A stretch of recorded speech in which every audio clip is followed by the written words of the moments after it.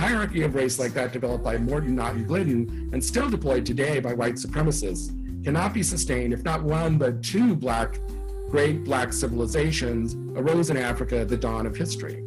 It is therefore entirely appropriate and even necessary to confront constructions of race for Nubia and Egypt in the recent past and acknowledge both civilizations as African and black. So did you face any of that type of backlash or harsh feedback from your stance on ancient Egypt? So yes, but interestingly, I haven't received any harsh feedback from Egyptologists.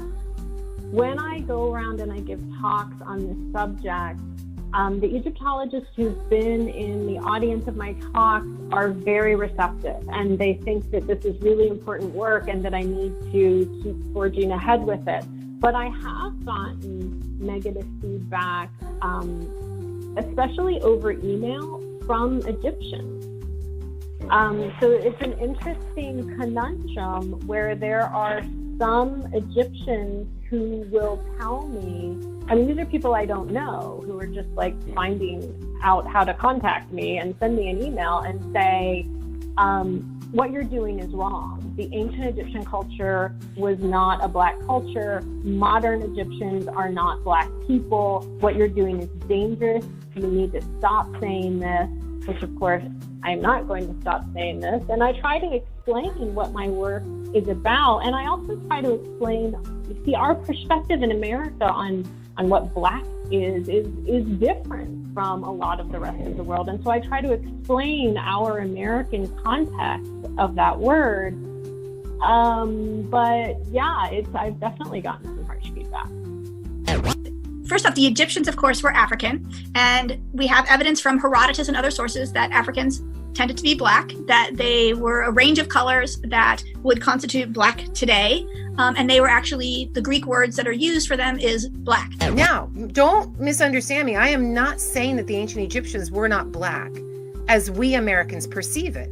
They were. The way we define black, with mixed race one drop rule, the way we define black as a positive thing, the Egyptians were black. So you're suggesting maybe these people migrated north? Yes, or their culture did, and them. East to the Nile Valley, east and north. East and north. Yeah, I see.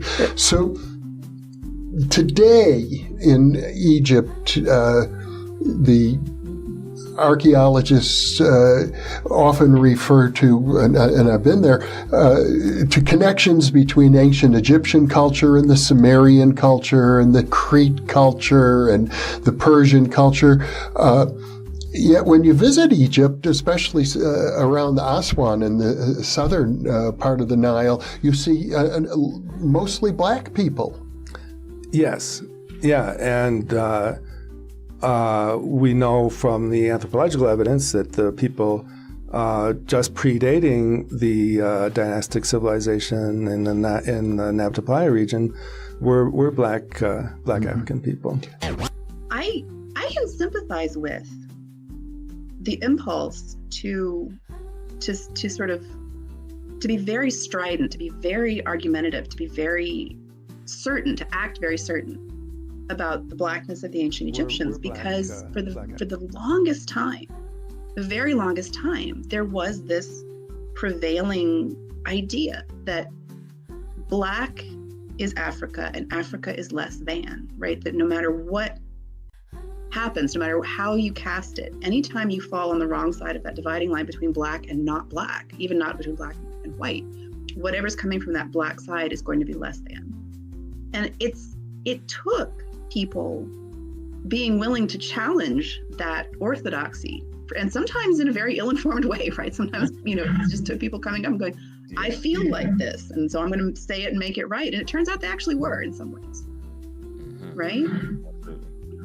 Because now we can look at Egypt and say, the ancient Egyptians are an African civilization. These are people that, by and large, we probably would have looked at and thought, oh, these are black people. When it comes to the 25th dynasty, a lot of people are going to commonly call them the Black Pharaohs. You see it online, there's books written titled that, so on and so forth. Do you feel like that distinction has to be made. And how I ask that is, I've noticed online a lot of people don't seem to think that for some reason you could be black and be Egyptian. And I've always kind of disagreed with that, because I feel like even though the ancients weren't colorblind per se, I feel that you could be black and be Egyptian. Would you say that is correct? Yes, I think so. For instance, as I told you before, this kind of, for instance, of Nubian warriors that were settled in Egypt. At some time, they were living a perfectly Egyptian life, and they collaborated with the Egyptians and so on. I don't know if you have in mind, for instance, it's the representation of people carrying a Colossus statue. And there are rows of people, of young people, young soldiers, something like that. And you find Nubians, Egyptians, Libyans, and so on. There was this kind of idea that the local rulers rule, in fact, over say, multicultural society, probably in which the military component was quite important. Military contingents made Nubians of people from Asia, from Libya, and so on. So I think it was perfectly normal that these people, they were black, so they married Egyptians, or inversely, Nubian women, they married Egyptians, and so on. I think there is some evidence, for instance, in the documents of the New Kingdom, of this kind of, of marriage between people from different geographical or cultural or ethnic roots. And I think it was no problem at all. As I said before, they could reach very important positions in the kingdom. And for instance, in the late Bronze Age, it was quite normal that very high, Nubians, a very high local position, they built wonderful and excellent tombs in Egyptian style. They reached important positions in the Egyptian administration, so on.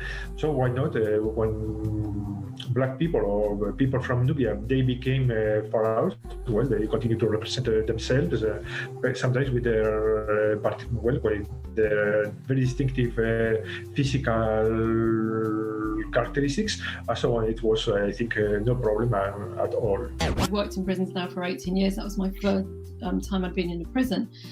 And the teacher who picked me up at the stations, she said, well, you are looking at this as Africa. And I was like, well, yeah, of course I am. Mm-hmm. And she said, well, because she said that's how they, my students see it. And I said, well, how else would they see it?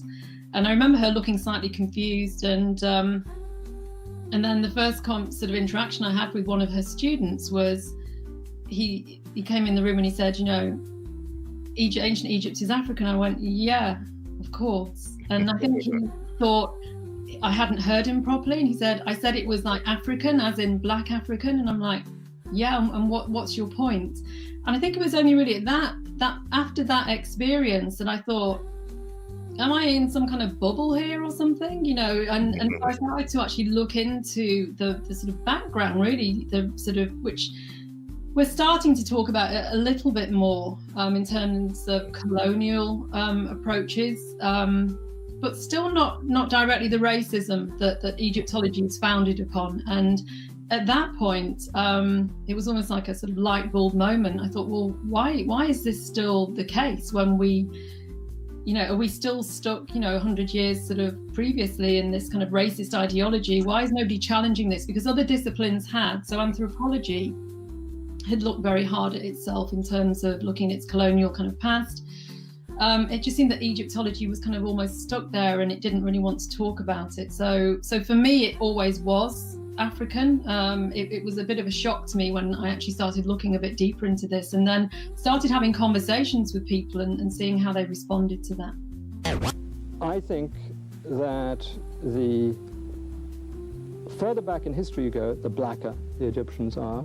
And by black, I don't merely mean dark skin, but also with other Negro characteristics. You have spent much of your life studying the history of the ancient Egyptians. Who were the ancient Egyptians? How did they look? Voilà, les Égyptiens anciens ressemblaient à cette terre que vous voyez. Voici le premier roi de la terre. Here you have the first king of the earth, the very first. And the Egyptians, the ancient Egyptians, looked like this man? Cet homme a des traits, si vous voulez, plus, comme nous disons, vous m'aviez dit tout à l'heure de ne pas employer un terme, mais sur le plan scientifique, c'est un terme consacré. En tout cas, il a des traits de la race noire plus marqués que celles de presque tous ceux qui sont ici dans cette salle. You can see that he has those traits that are associated with the black feature. Those features associated with the black race, which are even more pronounced than many of the people here.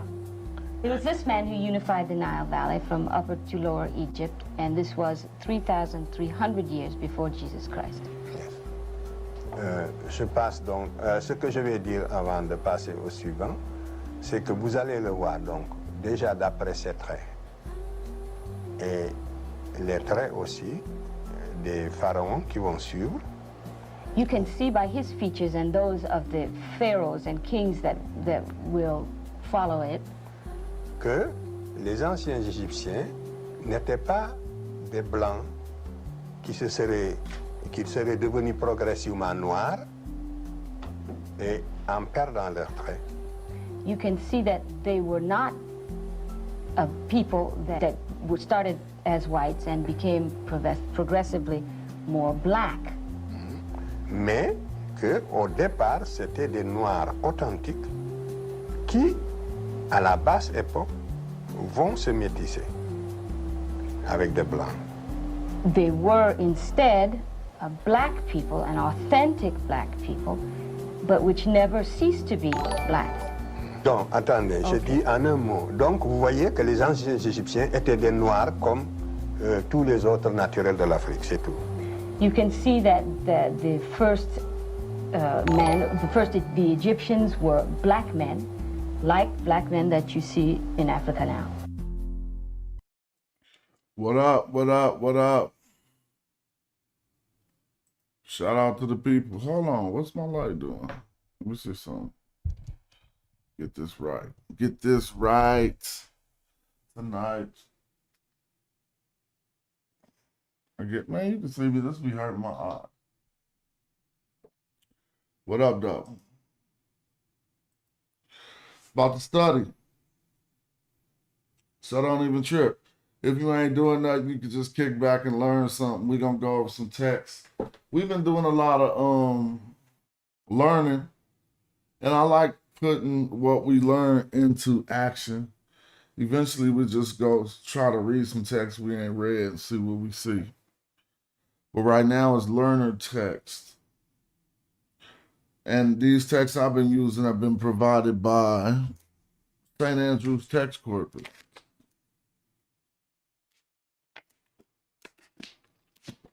But before we dive into the text,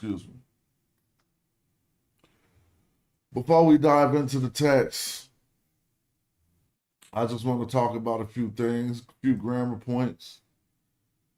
Try to make it fun and easy so we could step our game up. So with Jay Commodore. And don't forget, if y'all ever wanted to get y'all, support up, it's Black Friday out there. Go to shophighrock.com and experience up to 40% off. This is what I was just chilling doing. Trying to help myself identify particular verb forms.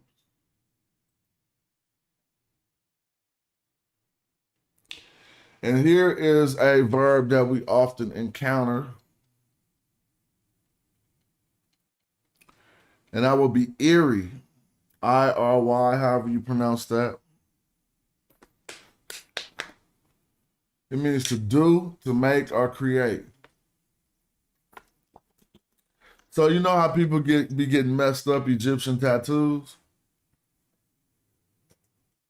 They be thinking it said something, but they tattoo artist didn't even know. My daughter a tattoo artist in Southern California, and I told her, man, I'm gonna teach you the glyphs so you could know. But if anybody want an ancient Egyptian tattoo, let me make sure it's right. But I was just saying, at least you could just put this I on your arm and know it means to do, to make, or create. And you're not wrong. It's not really a joke, but because I'm just saying.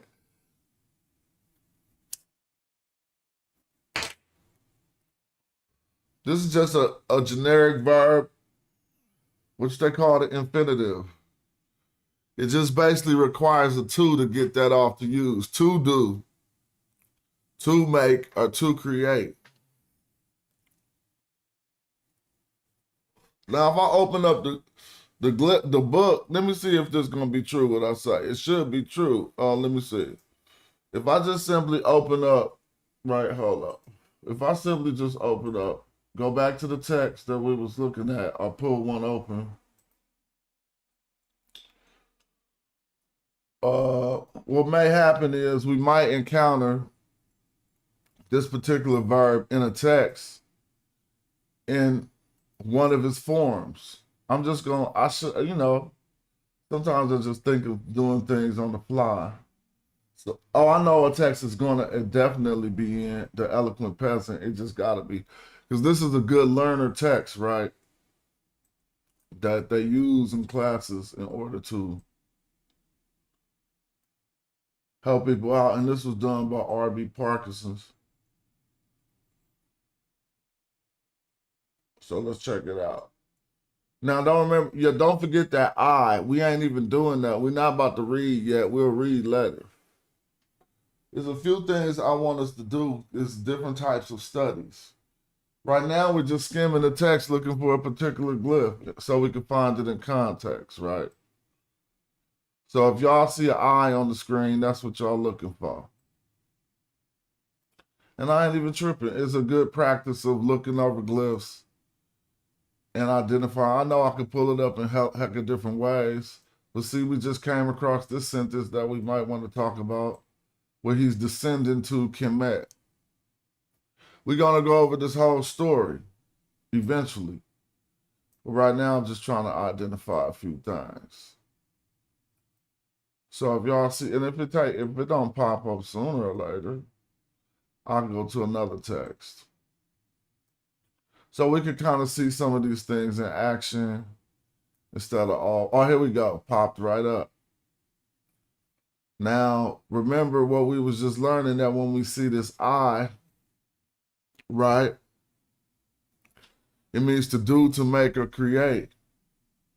But guess what happened here? And this is what we about to talk about. It popped up in another verb form.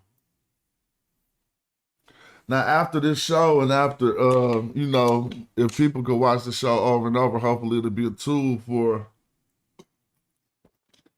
identifying different verb forms. Excuse me, y'all, just getting my water and stuff. Identifying different verb forms.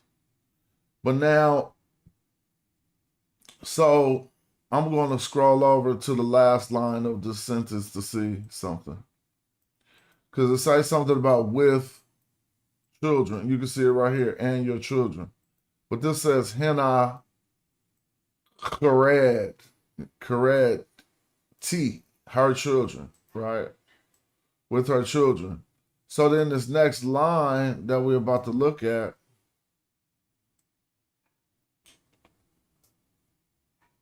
it could be a Sejm NF form, which we talk about, but seeing this verb so basically,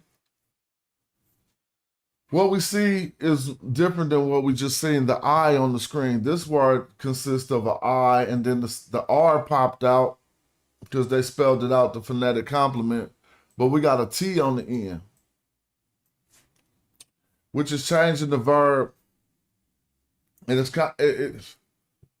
it appears to be kind of like a participle.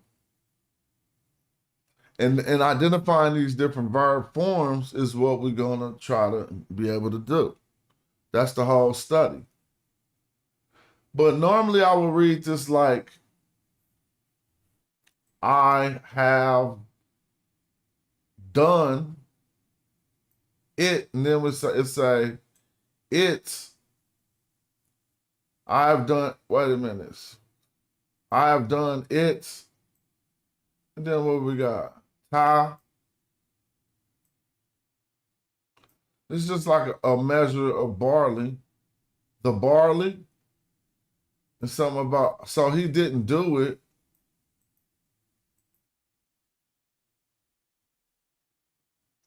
So that's looking at it as a what we call the Sejm NF. Now I'm about to entertain it as a dative, knowing that this looks like a participle. One has created for me. See? Now, how do you know which one it is getting better with the grammar. Because it looks like it could be one has, because when it's a participle, remember the do, to make, or create? That could now turn into an entity by the inclusion of this final T on the root word. Dang, I'm sorry I keep doing that. On the root word, right? So this could be one has created for me, which would be a dative. How do you know it's not? Well, one has created for me it, or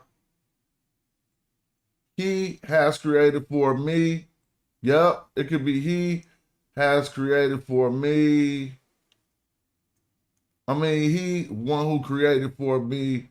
And then it looks like ta, something about bed. Let's see what it says. See? But prepared for me. Exactly, because this word right here is a participle. So you got to read this as a dative and not I have prepared. I hope people peeping gang. Man, we've been talking about this. If you're just tapping in and you don't know, I'm sorry, man. You gotta watch some of the shows.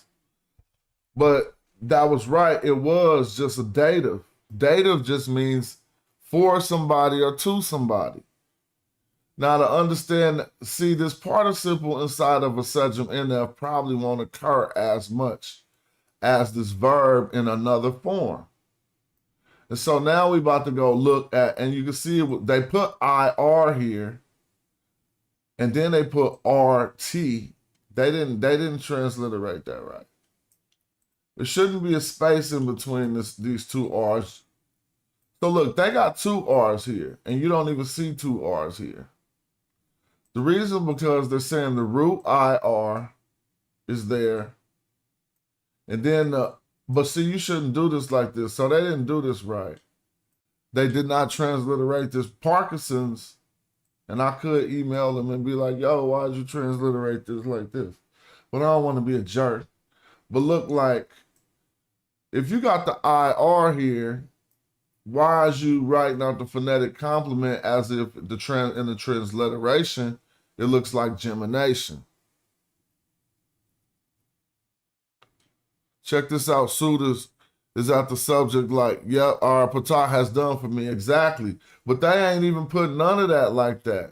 I hope you're seeing that, Pooh. They just said, but prepare for me.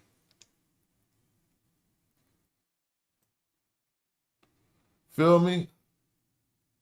So, but the 6 hakah of barley is just right here.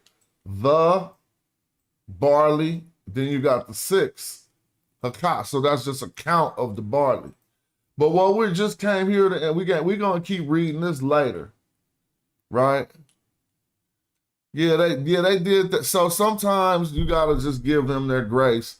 That once we get good enough to identify that that's something wrong, it's not really saying much about them. It's saying it should be accolades towards us that we can identify these things now.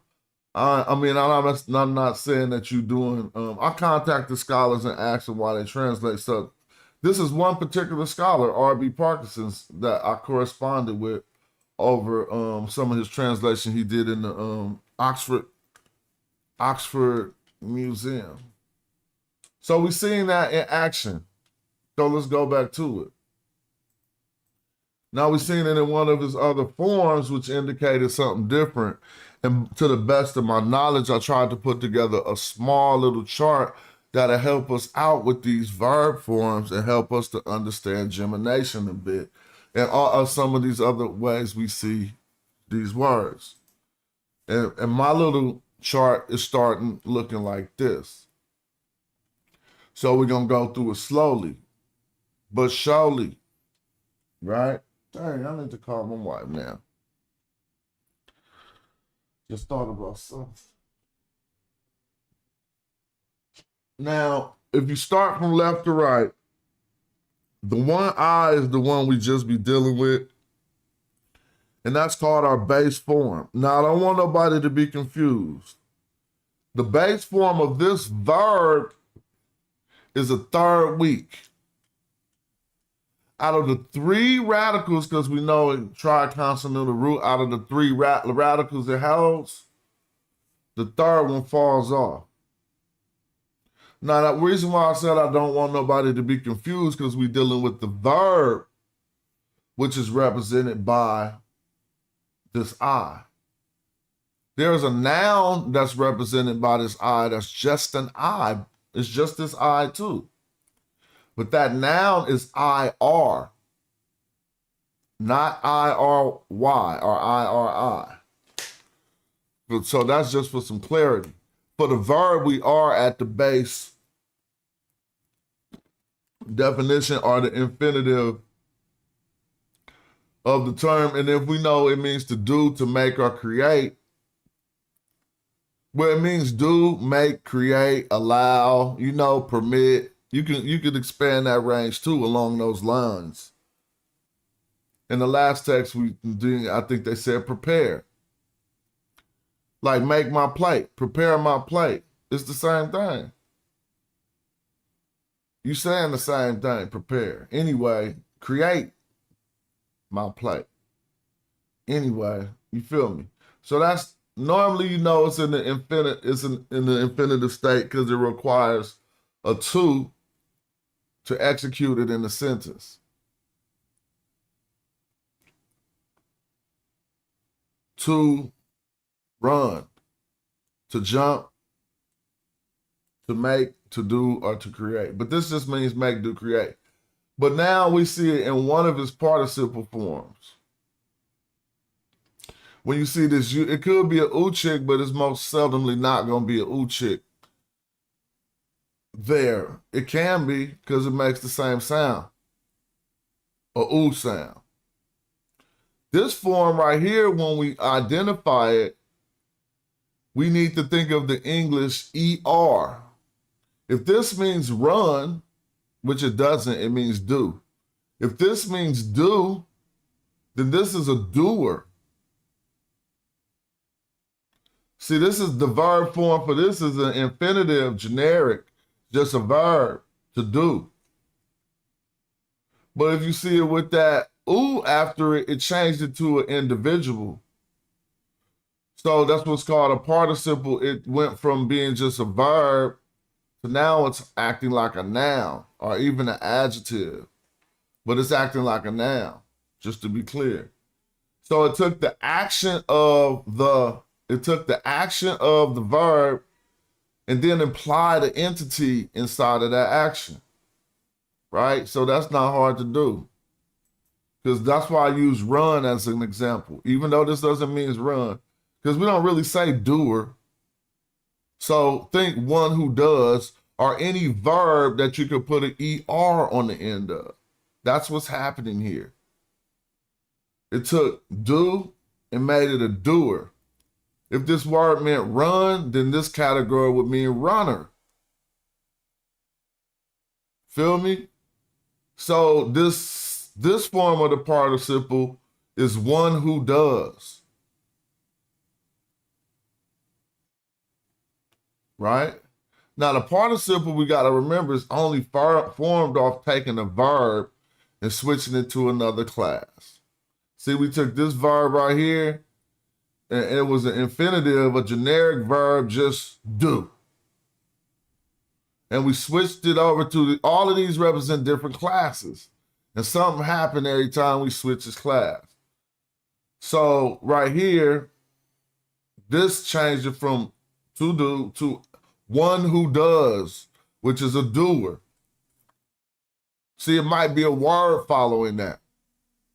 So it'll be one who does, or it might be the word before that, wherever the word at is one who does that word. And I think that the word would be following it. So right here, this is one who creates, one who makes, one who allows, one who permits. Now, this is not gemination. This is simply the word written out with the third week falling off. The third radical ain't there. We know it should be a Y after this, but they never write that because it was weak and it falls off. How was your day? It was good? Okay. That's all good. Now it's a, so this really is the same as this with the phonetic complement written out. It's still to do. The verb form didn't change here. Feel me? But this, something changed. This is called gemination. On the third week, the verb, or see this verb forms is, but the verb class, but the verb forms is what we're looking at. Different forms of the verb. But the verb class for this is third week, geminate. Right? And you can say that's the same thing, that's fine, it won't be no big deal. But here's the deal. It was this, and then this sound got stretched out by the ancient Egyptian speaker. So it's kind of like how you, and it almost has the same implication when you're talking about how far something is away, and somebody says way over there. And then they say, bro, it's way over there. Now, if you wanted to write that, you would write hell of A's in the middle of way over there. And that indicates that it's a further distance away than way over there. That's not exactly how it works, but it's a good example of what we get from gemination. What they were doing was simply stressing the final sound in order to give a different meaning to the word. So our scholars seem to have extracted what the third week with a geminating last final consonant means. And it would mean that this is imperfective. And that would mean that the action is still occurring. So you don't say to do, because that can happen in the future. Or you could just, it can never happen. You could just be explaining to somebody like, hey, to do this, this is what you got to do. But if the action is ongoing, we see this gemination. And we can pull out the imperfective, which just simply means an ongoing action. So think about something you're working on that ain't perfect yet. Why? Because you're still working on it, because it's ongoing. But if you did and executed your task correctly, it should be complete and perfect. This is the way that you learn, that's the way I remember those grammar, what the imperfective and the perfective is. Think about it. If it's perfect, then it's done and complete. So if something is perfective, you need to express it in that way. If it's imperfective, it's still ongoing action. So how will we express to do as an ongoing action? Normally the simplest way to do in English is to gerund, which just simply means put an ing on it. Slap an ing on it. So if you got to do and you see it in this form, you can think because of the gemination. Now it goes further than that. Because it is doing, but it's also kind of like, not like this final one, but it does have some aspects of the final one. It is ongoing, but it could be like, not to confuse it with the final one. It could be like doing consistently. right? But the final one actually represents that. But before we get to that, let's go to this one with a T at the end. That's the one we just encountered. Let's go back to the text. Now look, it says it's perfective, right? So you got to say that which was or the one who was. Perfective is the action is complete, right? So that this means to do, you're not going to say that which was due. You say that which was done because the action is complete. When you see this one. Or is another option for this, and I will talk about that later not to confuse you, because we're not talking about gender right now. We're talking about identifying participles in different verb forms. Feel me?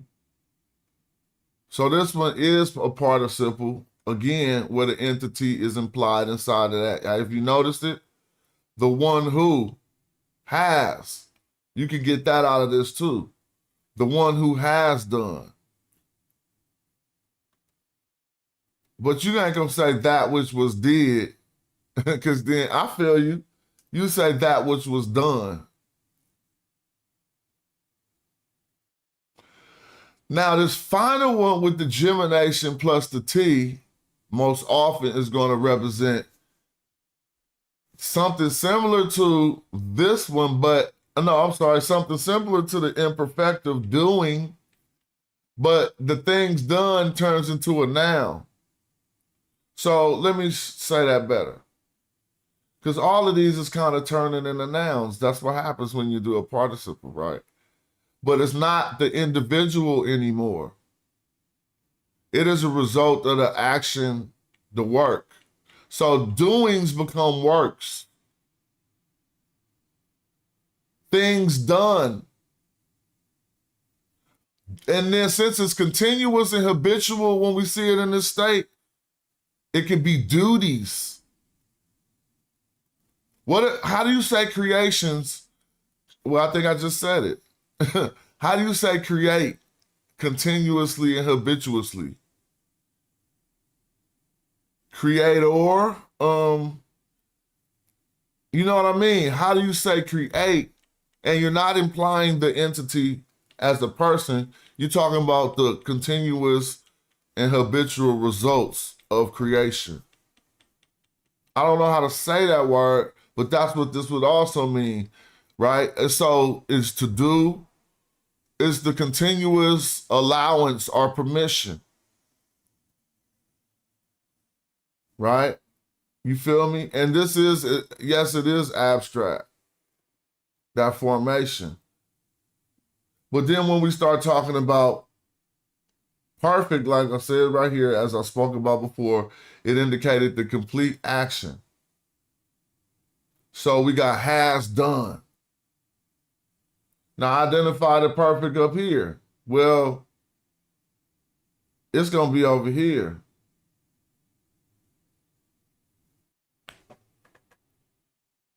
Oh, dang. Wife look good out the window. Wow. You feel me? It's going to be over here. Identify the imperfective, representing ongoing or habitual action, doing. That's the third week with gemination. Right now, the imperative ain't on here. That's just used for commands to request to tell them to do. And it'll probably be, I'm sorry, I don't even know. I think it'll be in the plain infinitive for the imperative. Yep, the infinitive, the basic form of to do. But I don't know if that's imperative. And I was using Hoke for a lot of this, but in order to read it in plain English, I recommend you read J.P. Allen's book. I switched up and to see what J.P. Allen had to say on the matter. And he put it in like plain English. But if you want it like sounding hella scholastic, and you know, depending on how you absorb information. But the ungeminated particle, and this is J.P. Allen, the ungeminated participle is regularly past in construction. And the geminated one is regularly present. So let's just go analyze that.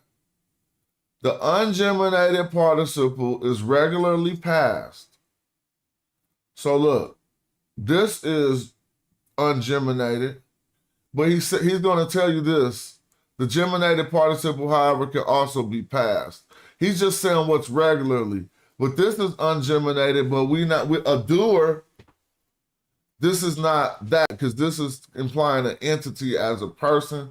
And so I think he would probably be talking about this one, right? To do, because we don't see no geminated if this was a participle.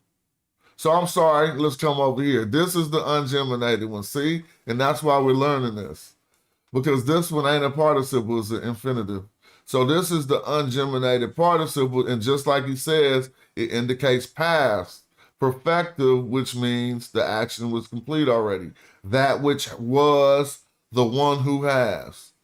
And yes, you can get the one out of this T at the end, right? And we'll talk about that too. Now for this one that does geminate, he says it is present. And so that's why we got it as doing. Now it ain't only with this verb, all verbs be working like this. So this is the difference why we don't understand when they say myrrh and they talking about a wish, or when they say myrrh and they talking about love. Because myrrh, if I say it like that, remember my analogy about way over there. If I say myrrh like that, that's a wish or a desire. Look at MR. That's a wish or a desire. But if it geminate, it turns to a different state. Now notice this. For this MR, without gemination, they only got one rendition of it where they're calling it love. And that's the reason why. Because the MR without no gemination is a different state of, it's a shorter, more temporal state that didn't grow into a continuous habitual habit. So it's like a wish or a desire, or you can even put it with infatuation if you wanted to. I mean, if you want, I don't know if they got a word for that, but that is limited in temporal. But when it's expanded and habitual and long, you get the gemination, right? So let's see what happens. Yeah, they only have one for love, but strangely enough, I don't see an entry for wish. But if I go to the dictionary, you will eventually see the difference between these myrrh entries. Well, watch this. This is gonna shed some light for you, Pooh. It has for me. And then I'm about to go mess up some of them leftovers. Now, I'm gonna put myrrh, but then I wanna see, they still got, now check this out. This is how they misleading you right here. They put myrrh, but they don't even understand what's happening. They see the gemination. Let's go back to the chart. We got gemination on the word love. We'll see why I say loving when we go back to the chart. Because you got the two R's on that, just like you got the two R's on this. It's imperfective, it's doing. So now we peeping game with the gemination. So they even messed up in their dictionary, but they was right. Why did I say they messed up? Because you gotta express that other R in transliteration. Else the reader won't know, right? So here's what we gotta realize. This all start with stuff that people said and wrote. And if you just write an MR over here, I'm not going to get loving. I shouldn't. I mean, you know, we know about semantic range, but if we stick to strictly, this is, yeah, okay, this is saying loving, but you need to put the other R here to express how do we see it geminated. Now, when we see it with just these two, it's probably going to be like a wish. See, they still doing love, but this is the myrrh over here, so we don't know what's going on. It's just a myrrh. So as we look through the dictionary, we're not looking through like a grammar book. So they put every, and here go one of them. So this myrrh here, but I can't, we're not looking at, it's not spelled out. But it would be the base myrrh, which is a will, a wish, or a desire, which is something a lot shorter than love. Now look how it grew right here to Marie to indicate love, but we are dealing with something a little different. So I don't want to throw nobody off. I want you to be able to see the glyphs that we are looking at. But that does mean myrrh as well. That is the myrrh like related to water. So here's another base MR, right? Where they put love, that's fine, totally. But we understand it as we're reading it. We want to be able to know when they're talking about something quick and temporal or something that, like a desire, don't last forever always. Sometimes a desire is temporal. Love don't last forever either, but is a longer state, a more stretched out, longer, more mature state of desire. And that's what's expressed by that gemination there. So we're going through it. See, they just telling you to love as a verb in late Egyptian. Let's leave that out. Here we go. So peep game on this instance. And they're asking, and hopefully we can answer the question by identifying these verb forms, right? Because what we see. Well, what is the word myrrh? I think that is a second, and it's not even the second week, because it's the root. The root ain't Marie. Marie is a different form of it. So the root is myrrh. So we know it's probably a second. It ain't weak though, so it's just a. I gotta remember what they call the seconds when they ain't weak. It's a strong verb, but it's a second. Anyway, with just too radical. But so how they getting what is wanted out of this? Remember, to want, well, I guess they're trying to sustain the act of wanting something. Because this is supposed to make it, so I see it to do germinated to love, to do love. Oh no, but we switched words. So to do was the word eerie, which we were investigated. And that was the root. And we were looking at the word eerie, which was the root, which gave us to do. And then it germinated to doing. But then we switched roots over to myrrh. So now to do isn't relevant anymore. The to goes on love. So now you got it right, to love. But then when it germinates, because the infinitive will be to love, which is the generic form of the verb.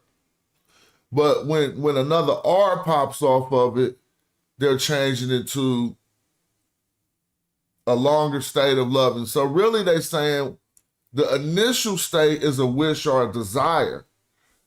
A shorter, I don't know the better way to express a shorter love.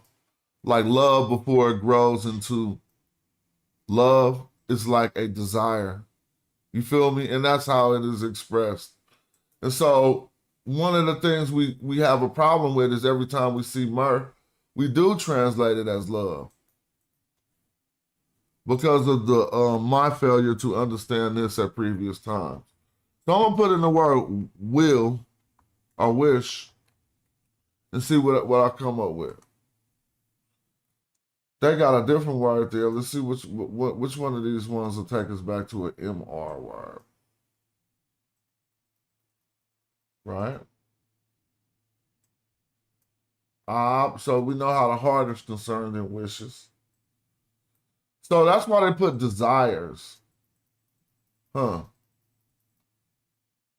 You know, we build together on this show. If y'all want to do this at home, this ain't nothing but the Vigus' dictionary.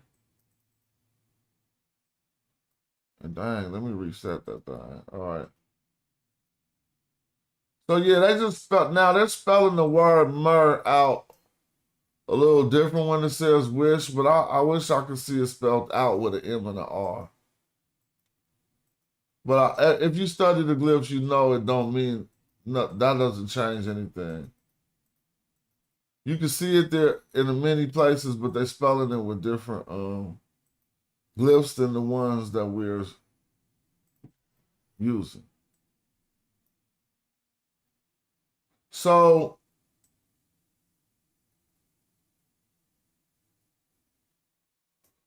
investigating whether myrrh is a third week. I mean, I'm just wondering whether is this eye sometimes falling off and it's actually a third week. You feel me?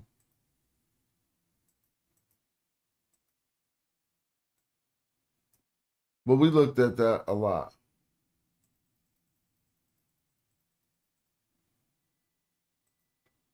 Let me see something. So if we go back to that text we was looking at, and we see is what we just said true when we just found, well, we kind of know how Parkinson's, he kind of really didn't address that. It was an I at the beginning of one of these texts somewhere, on one of these sentences. Here it goes. This is a different one. But now we should be able to look at this one too. Because you see how they got 3 consonants here, even though you got this one thing. We already know why, because it's a third week. So that's what I'm going to have to not say the second I was saying. It's a third week, right? Because they're just showing us. Now they got this J here, which is represented by these reed leaves.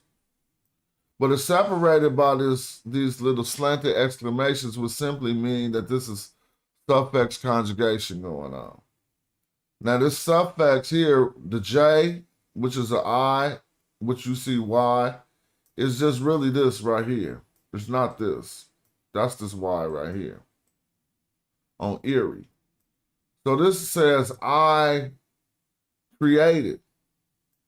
But peep game, this Erie here is a verb in the beginning of the sentence, and what state is it in? It's kind of is. Okay, see, that's what I wanted to show you. Even though I should have talked more. Because since this verb is in the beginning and I asked what state is it in, right? And I said, I created. But notice, he's not stating this as a fact. Remember yesterday when we was talking about the IU? Let me put it on the screen. If he wanted this to be a fact, let's look at what he said. Hold on, let's go look at what he said. He say I, then 2 reed leaves, then a man. So he say I got a 1. Hold on, I thought I was typing it. Excuse me. So yeah, man, why it ain't erasing? Maybe my J-sets don't like me today. I don't know. Maybe they ain't feeling me. Oh, I'll erase it down here. All right, here we go. Now you put IR, right? If you're doing this at home and J-sets, you type IR. Man, my thing ain't working. I got to reopen J-sets. Something happened and it just froze up on me. I'm just going to open another. Oh, no, I got 2 of them open. I knew something was wrong. That's because I got the program open twice.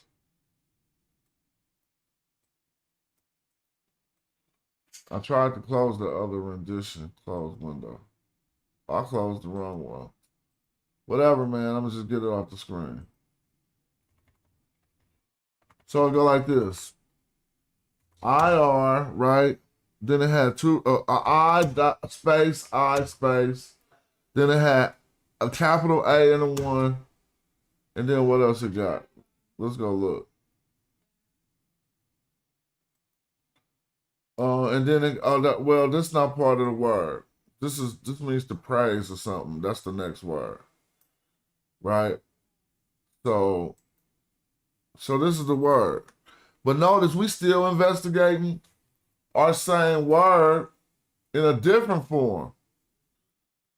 Now, here's the thing. These 2 reed leaves is not making it a participle. It's doing something else. So, first, we got to see this. Remember, I'm about to make this bigger on the screen. Remember yesterday's lesson we was going over was about the particle U. That would be this plus this in front of that word. Now, if he wanted us to think that this was a statement of fact or not perspective, he would have put that there.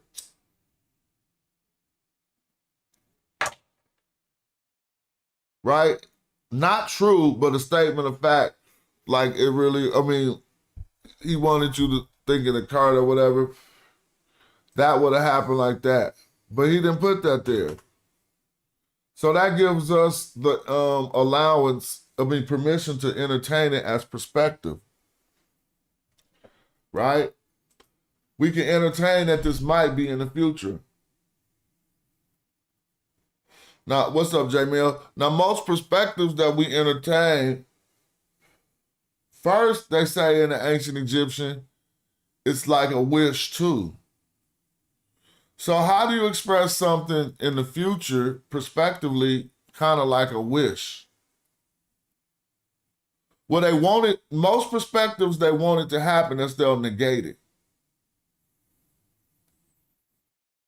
So if they're questioning whether it happens, it also will happen in a perspective, but sometimes they got these interrogative particles. But I don't want to go too far. Let's just think about what we're talking about. Because when we read the text, if we go back to it, we know it say something about creation. Then they put the two reed leaves on there. We're going to talk about what they mean. No, it's not saying that it's not a statement of fact. They're saying that it's perspective. It's a look into the future. If they start a statement like this and it ain't saying that it's a statement of fact or it didn't happen, then you entertain it as, not probably. No, it's not probably. It's a look into the future and a hope that it happens. So white people say shall. They say thou shall. Because that's a look into the future with the respect that whatever they're going to say after that happens. And they negate it by saying thou shall not. I'm not about to say thou shall on my show. We got to come with a new one. Well, that wasn't even white people. That was old English people. Feel me? Thou shall, like the Bible. But that's what the context you get out of it, and that's what it says here. I shall do what you wish. See, we still know that this is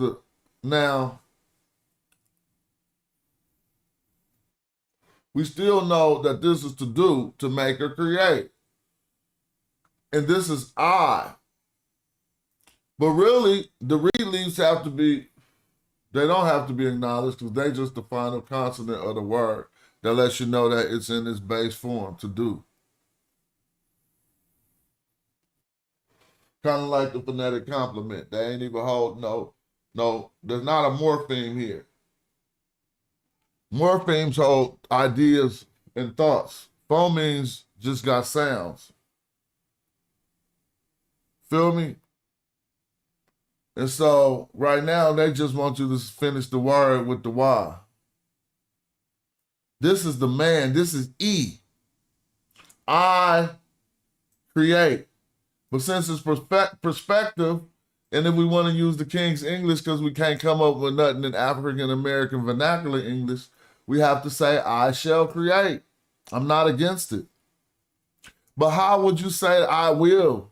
No, see, will and shall is kind of different. Will is saying that you're going to do it. Shall is like, it's saying you're going to do it, but what's the difference between will and shall?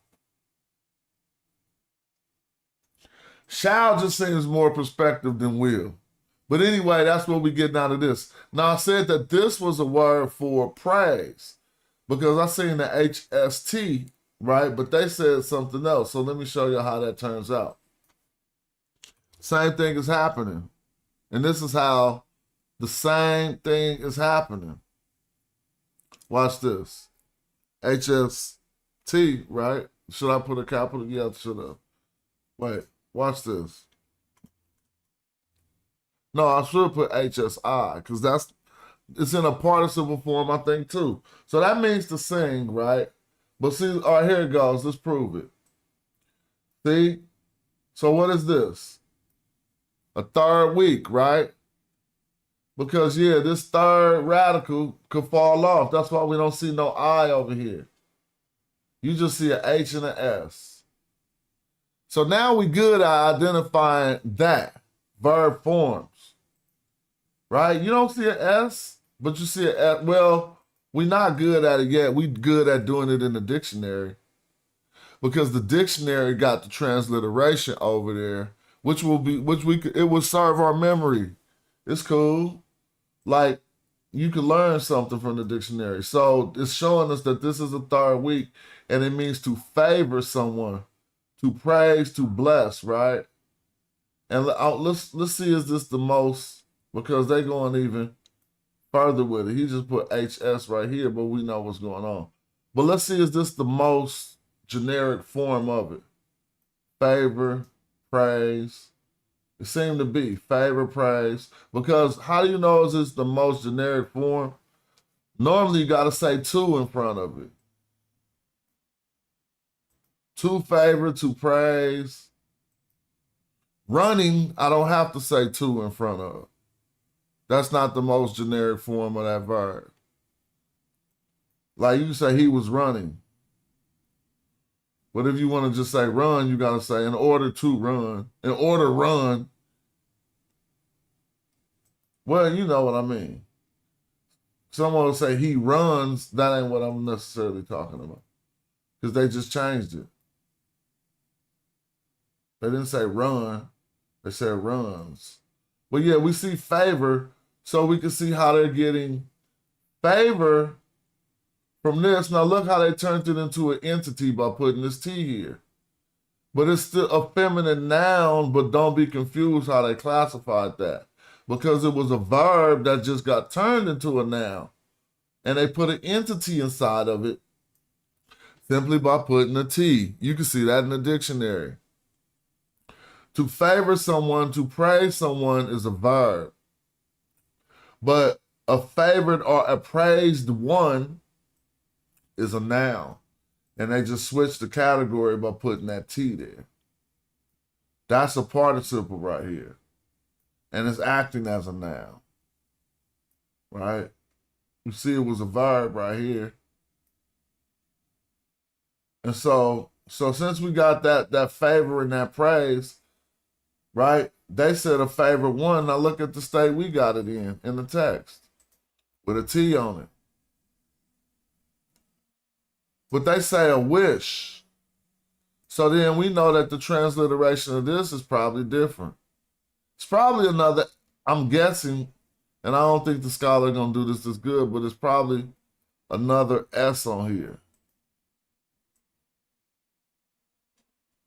Because how does favor turn into a wish? That you wish. So let's look at this word with this determinative right here. Because that's what we hadn't done. Let's look at the determinative with the hand to the mouth. Because see, so it's starting to imply something coming out the mouth. But this will say a song or a ballad. This one says favor, but I don't think they got that right. Because that's why they're saying a wish, because he got his hand to his mouth.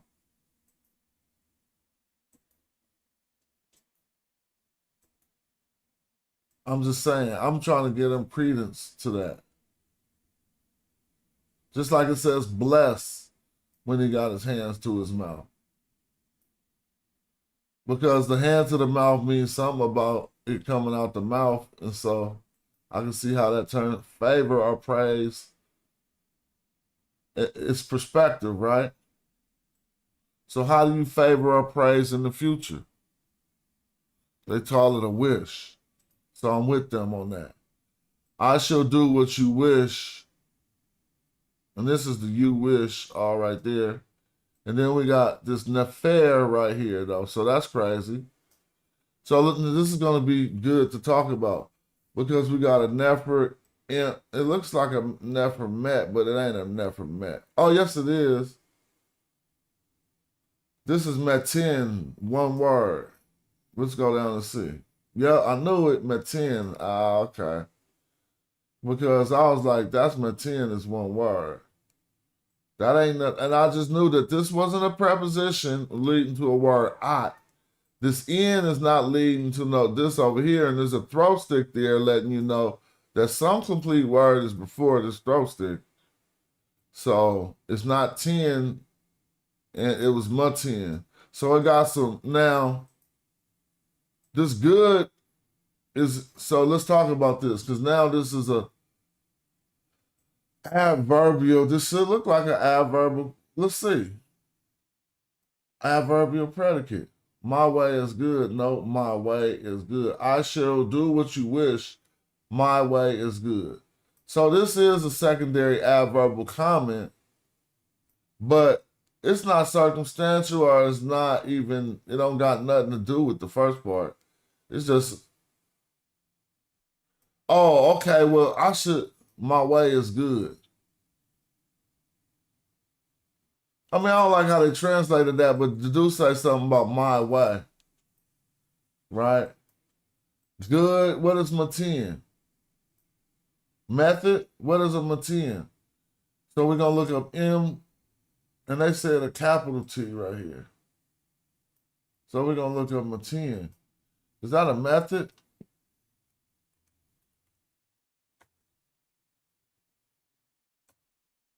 Obey. Obey. Roadway. The roadway. All right, hold on. Course. Course. Path. Roadway. Path. Because they ain't even saying all this. They just say my way is good, but he say that back here too. Wait a minute. No. Yeah. My way. This is my way right here. So good course. So a good course. I don't know how I'm doing this right here. Oh, that's part of the word then. That's part of the Matin word. Yep, this is part of the Matin word. Let's go back to the dictionary. Watch it have a bird. There you go, with the bird, told you. Of course, told you. And look, they got the path right here that we see at the end. But that's a different word, and I'm going to prove. Oh, so this all one word then. That's what's happening. Yep. Oh, Pooh just said it, they spelled it out. But I figured it out, that it went all the way to the end, because this is all about his way. It's sure to swing my way. That made me think of them girls. Let me see. So now they're talking about coming forth. That is, all right, look. The coming forth, that is, he has made, so that don't make sense. So you got to say it like, he has made that come forth.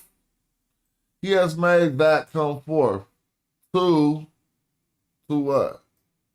Are concerning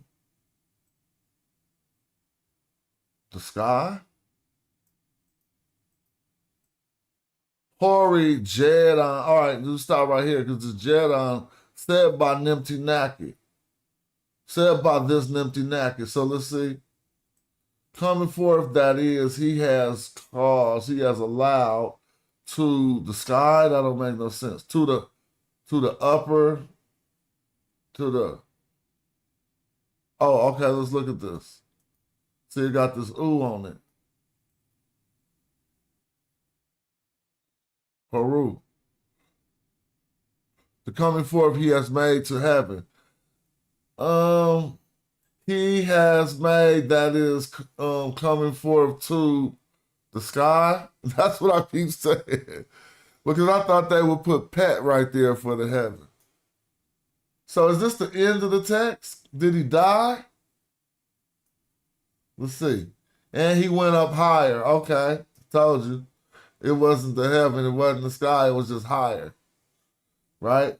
So it said, and then he made this coming forth to higher. Oh, you know why? Because we should have said R plus the infinitive.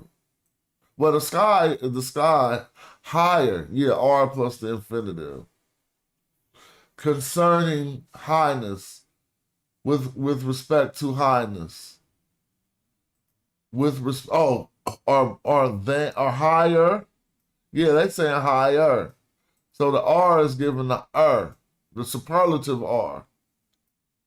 Superlative R like So then we got said by Nimti Naki. Said by Nimti Naki this. Said by this Nimti Naki. And then we got on. Now we got on Ayu. So I'm just going to start. Wait a minute. Because if you got the U and then an N-ek, then this is going to have to be data. Let's see, is it data? Yeah, I'm right. It is dative. I love being right now. I'm learning. So how did I prove that it was dative? Come down here. Look. If this NK right here is separated and it doesn't have a period onto this, then this is dative. Now, this just says to you, but something about this particle phrase up in the beginning needs to be accounted. So they're probably going to say now. Well, let's see. On Ayu, it's going to be now. Watch. Here we go. Used in question. So it's a question particle. Okay? Again, a particle is just a part of speech that ain't a verb, a noun, or an adverb. It's a particle for questions. So this is a question. So to you, so now they're asking to you, and this is some type of barley, but it says Sama. What type of barley is this? Let's see. Upper Egyptian barley. Oh, I should have thought about it. Sama barley. I'm sitting here looking at I said Sama out my mouth. That means Upper Egyptian. And then the type of barley, we can see the barley falling out of the bucket right here. But you got the man after it, right? And since this man is generic, he ain't doing nothing. It's his barley. It's his Upper Egyptian barley. Yep. And it's to the road or on to the way, said by. It's gonna start said by. So let's start over. To you, Upper Egyptian barley, to the way. Let me go back. Nimti Naki has said that. Then this Nimti Naki said, he asked him a question.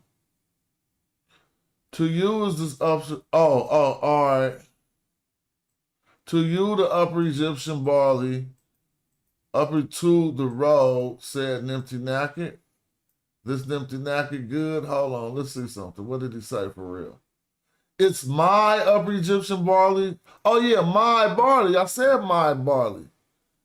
But what happened to the to you? Oh, for you. Where's the path? To the path. So it comes. The dative is, we got to learn this. This is hot.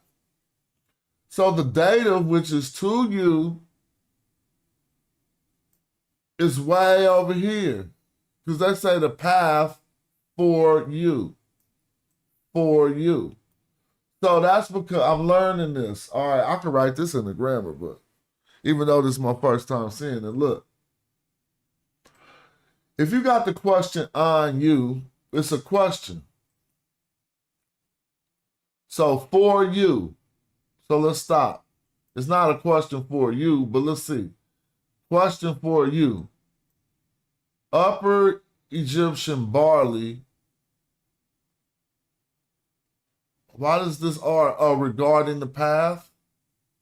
To be a path. To a road. Okay. Yep. Question. For you is the Upper Egyptian barley a road? That's what he's saying. Is my Upper Egyptian barley to be a path for you? Oh, that's hella hot. But see, we can do it in African American vernacular and English. Cause like, bro, to you is my upper. He really said it like black people.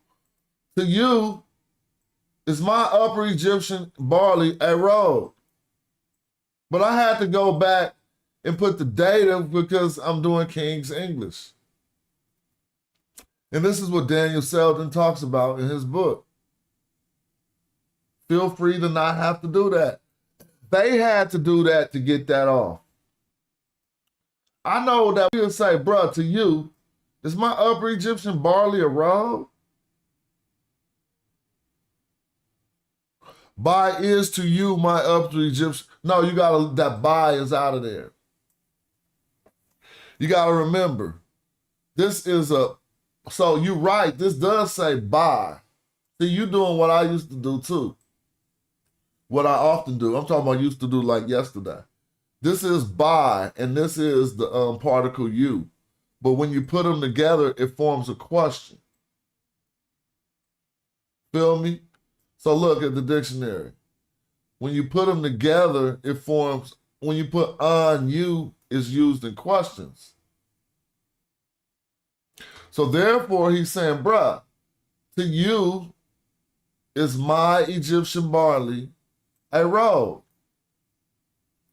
Then they said by. Now this is when you say by. Said by Sheketi, or the farmer, this good. Let's see what's good. So that's not this good farmer, but said by the, now he said path. Oh, so he told him back, dude, my path is good. Because he say this good. So he asked him, was he going to step on his barley? Is my Upper Egyptian barley a path for you, is what Nimti Naked said right here. Look, said by, no. Nimti Naked said it up here. See? Said by Nimti Naked this. So then Nimti Naked said this. Bruh. To you, or he said, bruh. To you, this is not how you say bruh. This is how you ask a question. But this type of question, we often start with shit like bruh. But I ain't gonna do that. He just says, to you. So this is why the data, you gotta feel me in the grammar. This is why the data is starting right after the question. Because he's saying to you, my Upper Egyptian barley is a road. And then the farmer gonna say, good. Now remember we seen this word earlier? My 10. So he said, bro, my path is good. Look, my ways are good. So he told him back, I'm not gonna step on your stuff. He basically said it's all good, family. My way, the way I'm gonna go is cool. I don't have to step on your barley. Right? Well, let's read the glyphs first and then go to. Now look, this is the rest of that top word. This is the end of my way. See? So this is him representing himself after the word way. This is him representing himself with the A1. So that's how we know we got a new word right after that. Now let me go down just a little. So amut. Now this word is akmut. Now this ain't two words. This is gonna be one word. So I'm gonna put an I, a X, a M, and a T in the dictionary. See if my knowledge is right. I, X, M, T. There we go. Told you. That's one word. So how do we know how to parse that? Because a little bit of our knowledge, but let's see what's going on. Here it is. Right here is just a bank. But this is a different one though, right? Let's find it shorter. The bank of the river. I met. So look, he told him my path is good. Then he said, the bank of the river, then he said, is exalted. So the river was rose. I mean, the river is high right now. He said, I mean, because we got this this hot word. Let's put that in the dictionary. I'll show all my tools so anyone can get up to speed and beat me at this. I love, like, you guys showing me that you can do it better. Like, that's my biggest thrill. I'd be like, ooh, this is gonna be some rock. But when it's somebody young who could do it better, 30s, 20s, oh, I'm gonna be like, oh, you're gonna be the truth in the future. So see, height, elevation. Peep game. So now we know the water is up high. Oh, let's get off this screen. But how high is the water? Let's go read. And we should be doing the grammar of these sentences. So I'm gonna slow down, because we'll learn more about doing the grammar of these sentences. Meaning, he told him his ways is good. In English, they put a comma, but it ain't no comma here. So let's just read it how this go. He said, my path is good. Then he says, the banks are high in, this is a machin, another machin. The banks are high, my path again, see? This is my path. My path is what? High. Core. No, my path is under. So his path is under the water. Because he said, that's why he was asking, was he going to walk on his barley? Because he said, what is this again? The banks, Akhmut, the banks, that's are high. The banks are high. How you say QAT? Hot. The banks are high, and my 10 and the path is under. Look, the waves are under what? Told you. We didn't get to the word barley yet. The bank is steep. That's what he said. I said the bank is high, right? When he said it's steep, it's the same thing. But he said something is the waves are under. We know the next word is going to be barley. See, here go barley. The Upper Egyptian barley to me. Now, let me not mess that up. This says Upper Egyptian barley right here, right? And this is a different word that I just messed up. It's a HN word. And this is helping me determine it. What's this word? Bundles? So we're going to look it up in the dictionary. So you're going to put an H. This is a lowercase h in the end, right? No, an uppercase H, I'm sorry. An uppercase H in the end. To get the twisted flax, you use the uppercase H. Yeah, I did say bundles. They said to subdue, or it's to command, to regulate. Well, let's look at other renditions. Does that say to go if it got these feet? But I mean, I guess somebody commanded you to go. To retreat? Oh, it's to retreat back if it got them feet. He's saying he ain't going to go back. Or subdued to the limit. To command. Well, when it got this thing, it says to command. So that's command. Upper Egyptian, you command. Yep, he told him, you command ref. Ref, now this, somebody would have thought this wasn't a ref. Let me peek down and confirm that this is a ref before we continue. It is a ref. Now, you could have just read it was a ref, but I used to have problems with this because I thought this was a dative to, and I thought it meant to him. But it's a ref. It's kind of mean we're concerns regarding him. Let's see, ref. What does it mean, ref? Now, oh, it's a then and now. It's an eclectic particle. But let me keep going. Then and now, then and now then. Now, it's not regarding him, it's now then. All right, so now then, the road. So he said something about the up. You commanded now then, the road are one. So this is more than just the road because it got another T on it. Oh, all right. You commanded the way, but what is this? What are you gonna tell him? He told him to go this way. Look, for you block. How did he block it? Your barley block. Oh, so your barley was up there. What is? Let me look at the HN word again because they say you block the path. Where did they get to subdue? That's probably where they're getting blocking from. Retreat, go back, to go back. Where's the word to block? To control, to keep closed. Okay. So they saying you closed, like you blocking the road. You close the road. Look, see this the road right here. And it says close as to, or as then, what did they say? The road. Yeah, he closed the road.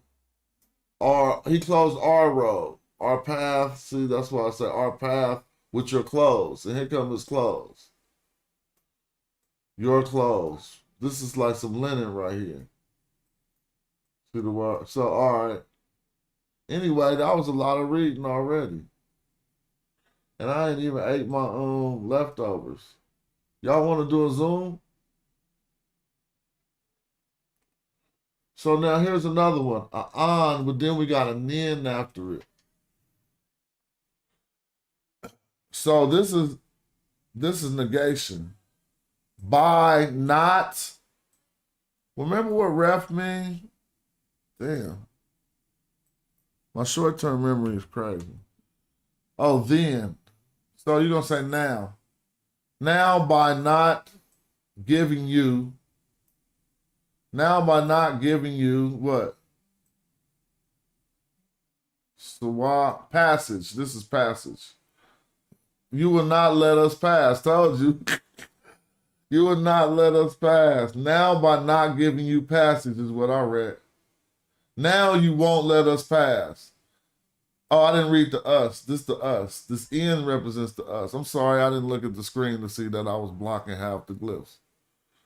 He won't let them pass upon the road. Upon the road. It's just on the path. Whatever. Upon the road. Right? Yeah, upon the road. So who want to finish this reading? If y'all want to, let's do it. Now this aha is, but this is an aha in, so don't be confused. Because you can see aha, this just means then. Then filled by one has filled. This is a this is a Sejm NF. Then one has filled in these. What does it say? What does the text say? I'm getting better. And then he had finished saying, what? And as he finished saying, hold on, that might not be right. Let me scroll up and see something. On the path, okay, on the path. Because we're the finish. Then, and they don't, hold on, y'all. This ain't the transliteration for this. That ref word is way up here. Ref DX. Oh, they go ref DX right under. So where's this other? Huh?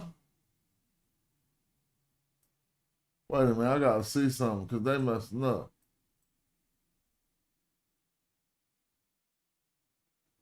Everybody who reads the glyphs see what I see. So I'm not feeling no kind of way. Here go one ref, and it's represented right there after the nin.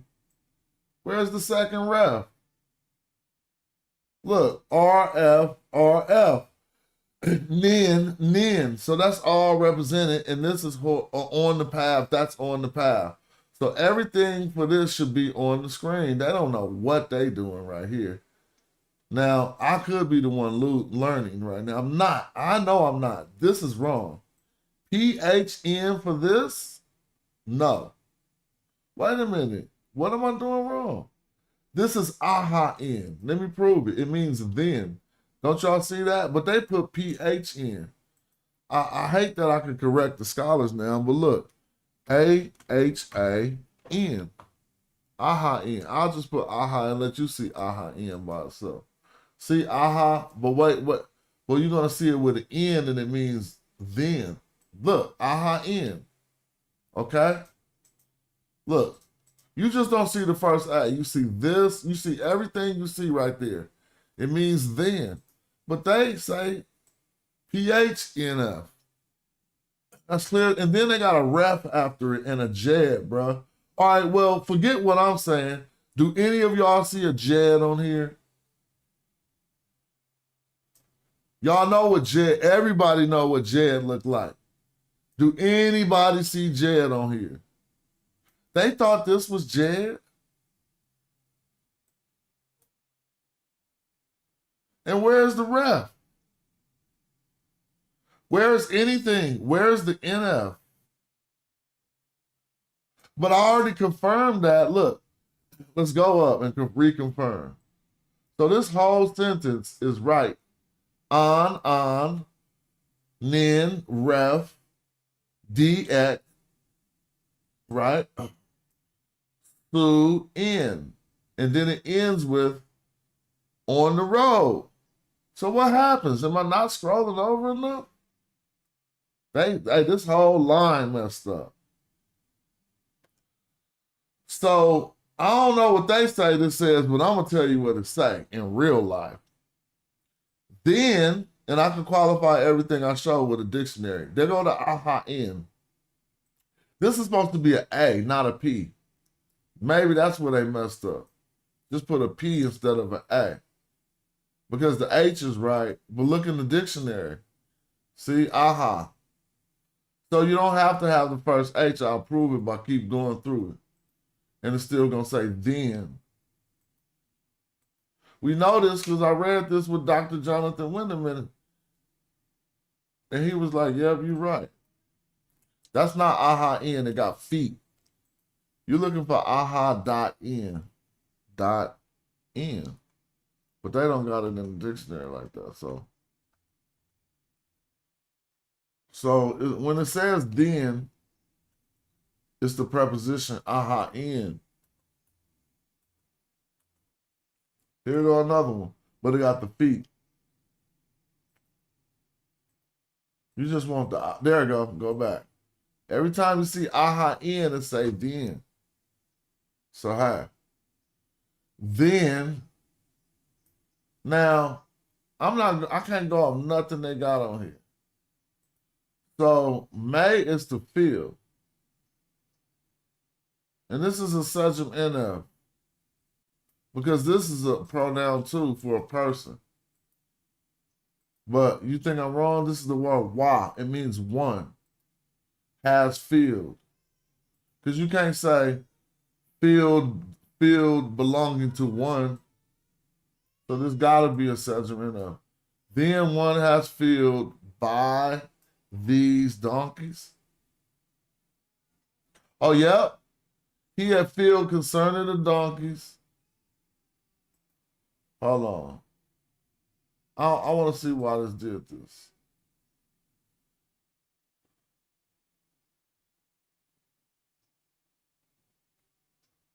I didn't want to do all that. Yep, then one of his donkeys filled. I was about to say, I knew that was right. So what happened when they had these other words as he had finished saying words? That wasn't right. But they did get the aha in. So there's some sentence on here that they didn't put the glyphs to, basically. They didn't put the glyphs to this sentence. Because they got the aha in. I knew that was aha in. I was like, what is they doing? May in why? Oh, fill then one, okay, of these donkeys. Well, cool. That was cool. Nobody said they wanted to wanted to come in and do nothing, so I ain't even tripping. Probably gonna go eat and play the game. That was a short little reading, but in the beginning, I hope that the part about participles was useful. And if you notice anything you got something to say about it, let me know. But I ain't about to do no long ass stream. Shout out to y'all. I'll be back a little bit later. Peace to the people.